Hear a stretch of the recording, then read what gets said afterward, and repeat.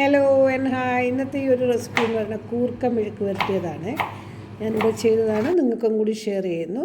അതിനെ നന്നായിട്ട് വൃത്തിയാക്കിയിട്ട് ക്യൂബ്സായിട്ട് അരിഞ്ഞ് പാനിൽ നമുക്ക് ബോയിൽ ചെയ്യണം. അപ്പം അതിന് വേണ്ട പൊടികളാണ് ഇപ്പോൾ ചേർക്കുന്നത്. മഞ്ഞൾപ്പൊടി ഇട്ടിട്ടുണ്ട്, പിന്നെ മുളക് പൊടി ഇട്ടിട്ടുണ്ട്, കുരുമുളക് പൊടി. അപ്പം അതിൻ്റെയൊക്കെ ക്വാണ്ടിറ്റി നിങ്ങൾക്ക് ആവശ്യാനുസരണം നിങ്ങൾക്കത് ചെയ്യാം, ക്വാണ്ടിറ്റി അനുസരിച്ചിട്ട്. അപ്പം ഇത് മൂന്നും ഇപ്പം മഞ്ഞളും മുളകും കുരുമുളക് പൊടിയൊക്കെ ഇടുമ്പോൾ പാകത്തിന് അടിയിൽ വെള്ളമുണ്ട്. വെള്ളം കൂടെ ഒഴിച്ച് വേണം നമ്മളിതിനെ മിക്സ് ചെയ്ത് നന്നായിട്ട് ഒന്നീ സ്പൂൺ കൊണ്ടോ അല്ലെങ്കിൽ കൈ കൊണ്ടോ നന്നായിട്ട് മിക്സ് ചെയ്ത് പിന്നെ പാകത്തിന് ഉപ്പും കൂടെ വെച്ചിട്ട് നമുക്കിത് അടുപ്പത്ത് വെച്ച് സ്റ്റൗ ഓൺ ചെയ്ത് ബോയിൽ ചെയ്തെടുക്കാം. അപ്പോൾ ഇത് ശരിക്കും ബോയിൽ ചെയ്യാനൊക്കെ എളുപ്പമൊന്നും താമസമൊന്നുമില്ല. ബോയിൽ ചെയ്ത് നമുക്കിത് പകുതിയാകുമ്പോൾ ഒന്ന് ഞെക്കി നോക്കണം ഇത് വെന്തോന്ന്. ശരിക്കും ഇത് ക്ലീൻ ചെയ്യാനാണ് പാട്, അല്ലാതെ ബോയിൽ ചെയ്യാനൊന്നും വലിയ താമസമില്ല. പിന്നെ 2 ഉള്ളിയാണ്, ചീമ ഉള്ളിയാണ് എടുത്തിരിക്കുന്നത്. സവാള അത് നന്നായിട്ട് സ്ലൈസ് ചെയ്ത്, കറി ലീവ്സും ഉണ്ട്.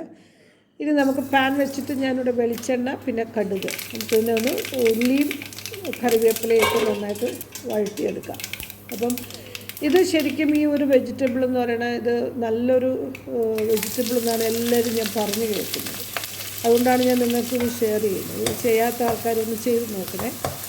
പിന്നെ ഇതിപ്പോൾ ഞാൻ സവാളയ്ക്ക് വരും ചെറിയ ഉള്ളിയാണെങ്കിൽ ഭയങ്കര ടേസ്റ്റാണ്. പക്ഷേ എൻ്റെ കയ്യിലിപ്പോൾ ചെറിയ ഉള്ളി തീർന്നു പോയി, ഞാൻ സവാളയാണ് ഇടുന്നത്. ചെറിയ ഉള്ളിയും കറിവേപ്പില ഇട്ടാൽ വളരെ നല്ല ടേസ്റ്റായിരിക്കും. അപ്പം ഇത് നന്നായിട്ടൊന്ന് വഴറ്റിയിട്ട് നമുക്ക് ഇതിലും കുറച്ച് പൊടികൾ, ചതച്ച മുളകാണ് ഞാൻ ഇടുന്നത്, ചില്ലി ഫ്ലേക്സ് ഇട്ടിട്ട് ഇച്ചിരി മഞ്ഞളും ഇടുന്നുണ്ട്. അപ്പം ഇതിൽ ഇപ്പം ഞാൻ കുറച്ച് ചതച്ച മുളക് ചില്ലി ഫ്ലേക്സ് കുറച്ച് കൂടുതൽ ഇടുന്നുണ്ട് കേട്ടോ. അപ്പം ഞാൻ എപ്പോഴും പറയാറുള്ള എരി എനിക്ക് ഇച്ചിരി കൂടുതൽ വേണമെന്നുണ്ടായിരുന്നു. എല്ലാവരും കഴിക്കും നമുക്കിവിടെ.